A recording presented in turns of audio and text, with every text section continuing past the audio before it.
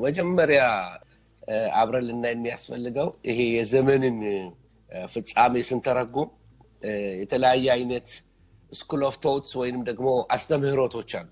ለምሳሌ አንዳንድ ሰዎች ጥያቄ ይጠይቃሉ። ኦሬዲ በ70 ዓመተ ምህረት ተፈጽሟል የሚሉ አሉ።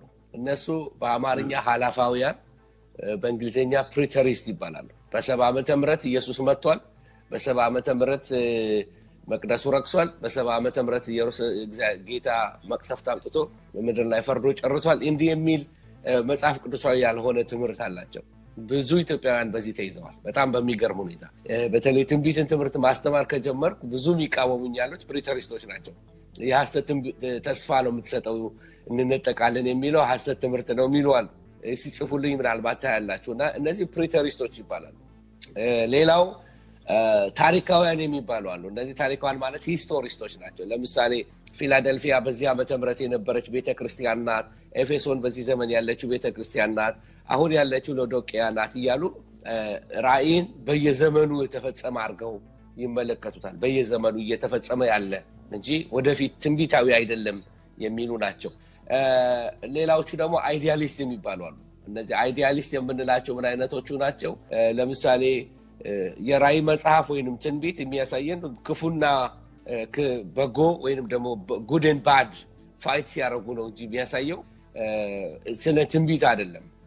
ሁሌ ክፉ እንደሚሸነፍ በጎ እንደሚያሸንፍ ለማሳየት እግዚአብሔር የተጠቀመበት ምሳሌ ነው እንጂ ሪል አይደለም ብለው የሚያስተምሩ ናቸው። አይዲያሊስት ይባላል። ሌሎቹ ደግሞ እንደኛ አይነቶቹ ኢቫንጀሊካል የሆኑ ፊውቸሪስት ይባላሉ። ፊውቸሪስት ማለት ትንቢታዊ ነው፣ የሚፈጸም ነው። ወደፊት ኢየሱስ ክርስቶስ ይመጣል፣ 1000 ዓመት መንግስት ይመጣል፣ የነጩ ዙፋን ፍርድ ይመጣል ብለን የምናምነው እኛ ትንቢታውያን ወይንም ደግሞ ፊውቸሪስት እንባላለን ማለት ነው። ስለዚህ በዚህ ክፍል ውስጥ ሰዎች ልታዩ ትችላላችሁና ጌታ ሲመጣ ሁላችንም የጥያቄያችንን መልስ እናገኛለን። ብዙ አስተማሪዎች ያው ተፈጽሟል ያሉት ኢየሱስ ሲመጣ ያዩታል፣ ገና እንዳልተፈጸመ ያዩታል። ስለዚህ የጌታ መምጣት ለሁሉ መልስ ይሰጣል ማለት ነው። ከነሱ ጋር ጉሮሮ ለጉሮሮ መያያዝ አያስፈልግም። ሌላው በዘመን መጨረሻ ላይ እንግዲህ እይታቸው የተለያየ እንደሆነ ይህን ካወቅን ስለ ኢየሩሳሌም ከመናገሬ በፊት ስለ 144 ሺዎቹ ልናገር። 144 ሺዎቹ እነማን ናቸው? በተለይ ራእይ ምዕራፍ 7 እና ምዕራፍ 14 ሄደን ስንመለከት እንደዚህ ይላል፣ የአምላካችንን ባሪያዎች ግንባራቸውን እስክናተማቸው ድረስ ምድር ቢሆን ወይም ባህር ወይም ዛፎችን አትጉዱ አላቸው። የታተሙትንም ቁጥር ሰማው። ከእስራኤል ልጆች ነገድም ሁሉ የታተሙት 144 ሺህ ነበሩ ይላል። ከእስራኤል ልጆች ነገድ ሁሉ የታተሙት ከአሕዛብ አይደለም፣ ከያዕቆብ ልጆች የእስራኤል ልጆች ናቸው 144 ሺህ። እና አደገኛው ምንድነው? ሪፕሌስመንት ቲዮሎጂ ይባላል። ሪፕሌስመንት ቲዮሎጂ ማለት ነው እስራኤል የሚለውን ነገር በሙሉ ቤተክርስቲያን እያሉ መክተት፣ ሪፕሌስ ማድረግ። ልክ እግዚአብሔር ከእስራኤል ጋር ያለውን ኪዳን የጨረሰ ይመስል እግዚአብሔር ህዝቡን ጣላቸውን ይላል ጳውሎስ ሲናገር በሮሜ 9:10-11 ላይ ብናይ የምናየው የአሕዛብ ሙላት ነው አሁን እንጂ ህዝቡን እግዚአብሔር አልጣለም፣ አይሁድን አልጣለም። እግዚአብሔር ህዝቡን አይሁድን ከጣለ ምን ማለት ነው? የአብርሃምን ኪዳን ረሳ ማለት ነው። የአብርሃምን ኪዳን ከረሳ እግዚአብሔር ዋሸ ማለት ነው። እግዚአብሔር አይዋሽም፣ በቃሉ የታመነ አምላክ ነው። ስለዚህ 144 ሺዎቹ አይሁዶች ናቸው። እያንዳንዱ ደግሞ የታተሙበት ቦታ ስትመለከት ከሮቤል፣ ከስምዖን፣ ከዛብሎን ከምን ተብሎ ከምን ነገድ እንኳን እንደሆኑ ዘራቸው ተጠቅሷል።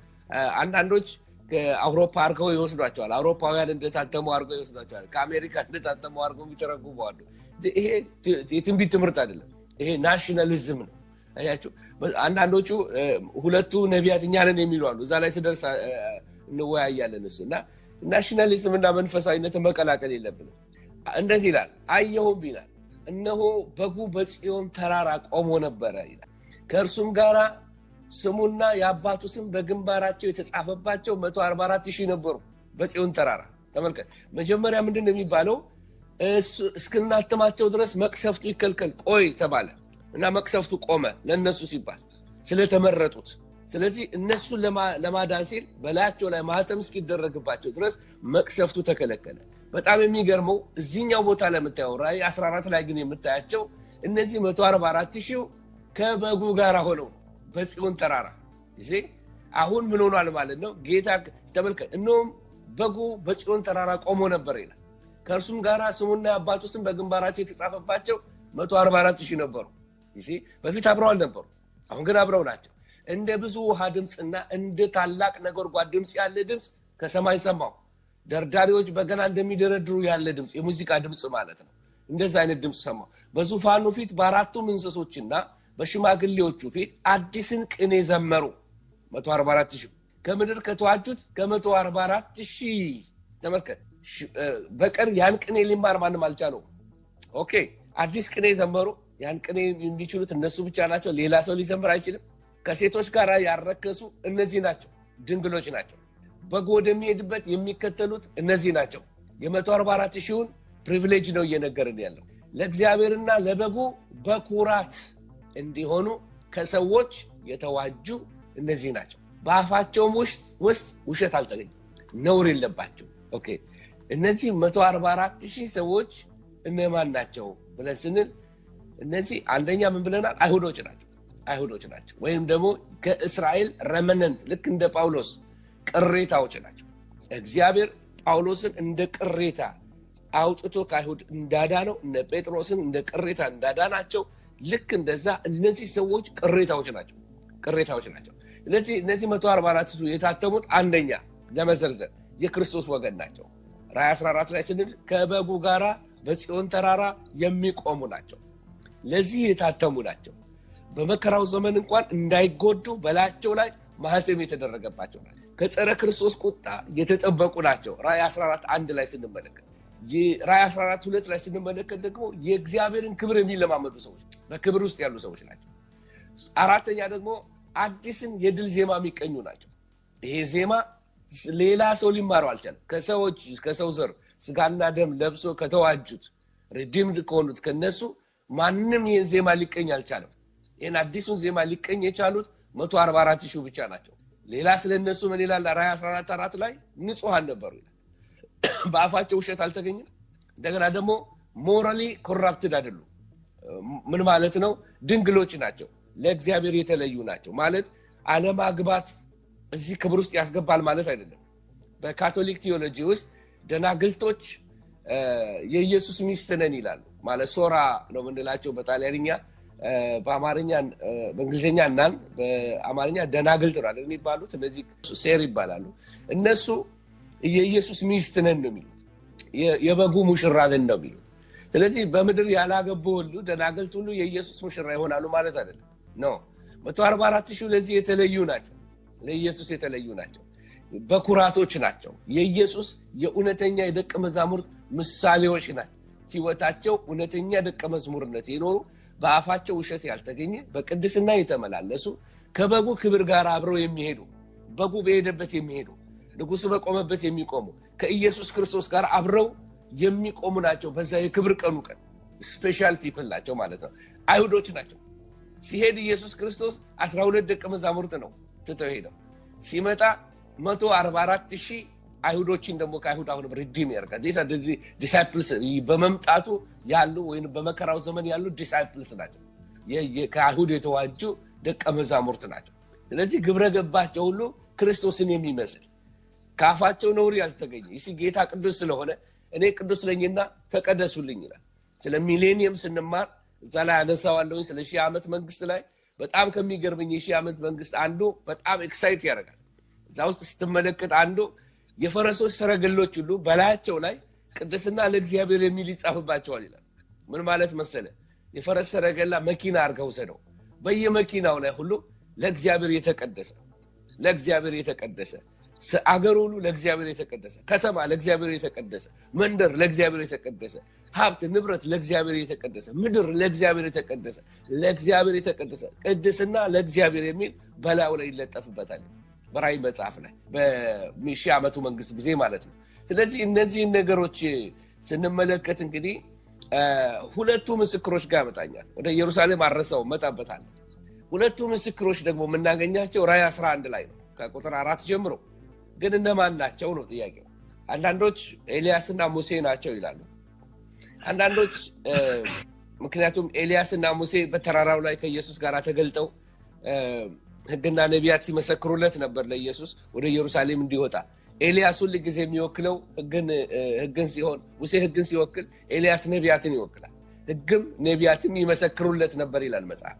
ስለዚህ ህግና ነቢያትን ስለሚወክሉ ነው እነዚህ ሰዎች እዛ ላይ የተገለጡት ማለት ነው። ሌሎቹ ደግሞ ኖ ሄኖክ ስላልሞተ ሁለቱ ምስክሮች ኤልያስና ሄኖክ ናቸው። ሁለቱም ሞትን አላዩ። ሙሴ ሞቷል፣ መቃብሩ ነው ያልተገኘው ነው የተባለው። ስለዚህ ሄኖክ ነው ይላል። ስለዚህ መጽሐፍ ቅዱስ ስፔሲፊክሊ የተናገረው ነገር የለም። ግን እነዚህ ሰዎች አንድ የተለየ ነገር አላቸው። አንድ የእግዚአብሔር ነቢያቶች ናቸው። በመከራው ዘመን በጸረ ክርስቶስ መንግስት ላይ የቁጣ እሳት ያወርዱበታል፣ ፍርድ ይናገሩበታል፣ ምድርን ይቀጣሉ፣ አመፀኞችን ይቀጣሉ። እነዚህ ሁለቱ ምስክሮች ናቸው። እነዚህ ሁለቱ ምስክሮች ጸረ ክርስቶስን በቃ የግር እሳት ይሆኑበታል፣ መቆሚያ ያሳጡታል። ከእግዚአብሔር መቅሰፍት በቃል እየተናገሩ ከአፋቸው እሳት ይወጣል። ከዚህ የተነሳ ነው ለ3 ቀን ተገድለው ይሞታሉ። ከዛ በኋላ በሶስተኛው ቀን ይነሳሉ፣ ዓለም ሁሉ እያያቸው የሚለውን ባለፈው ተነጋግረናል። ስለዚህ የሚያሳየን ነገር ምንድነው? እንግዲህ እግዚአብሔር በየዘመኑ ምስክር አለው። በመከራው ዘመን ምስክር አለው፣ አሁንም ምስክር አለው። ሰው የለም በተባለበት ኖህና ቤተሰቡ ምስክሮች ነበሩ። አንዳንድ ጊዜ የትንቢት አገላለጥ ምንድነው? ትንቢት ሲገለጥ በጨረፍታ የሚነግርህ ነገር አለ። በጨረፍታ ይነግራል። ለምሳሌ ከዚህ በፊት አንስቼዋለሁ። ኢዩኤል ላይ ሄደህ ብትመለከት በሰፎንያስም ላይ በመንገዱ ላይ እንደ መብረቅ ይሮጣሉ ይላል። እንደ መብረቅ መንገድ ላይ የሚሮጥ መኪና ሊሆን ይችላል። አያፈገፍጉም፣ በሰልፍ መካከል አይቆስሉም ምናምን ይላል። ታንኮች ሊሆኑ ይችላሉ። ቪዲዮ ነው የማይቆስል፣ ስለ ጦርነት እየተናገረ ማለት ነው። በመስመር ሁሉ በመንገዱ ይጠበጥባል ሲል መስመር ጠብቆ የሚሄድን ሰራዊት እየተናገረ ነው ያለው። ስለዚህ አንዳንድ መጽሐፍ እንደሱ በጨረፍታ ይናገራልና ዓለም ሁሉ ይመለከታቸዋል ሲል ዓለምንም ጥርጥር እነግርሃለሁ። ዛሬ ኢየሩሳሌም አንድ ነገር ቢሆን አልጀዚራ ያወጣዋል፣ እንደ ሲኤንኤን ያወጣዋል፣ ኤንቢሲ ያወጣዋል፣ ዌብሳይቶች ያወጡታል፣ ብዙ ሚዲያ ይለቀዋል። ስለዚህ ያለምንም ጥርጥር እነግርሃለሁ ስለ ሚዲያ ነው የሚናገረው። ዓለም ሁሉ ያያቸዋል።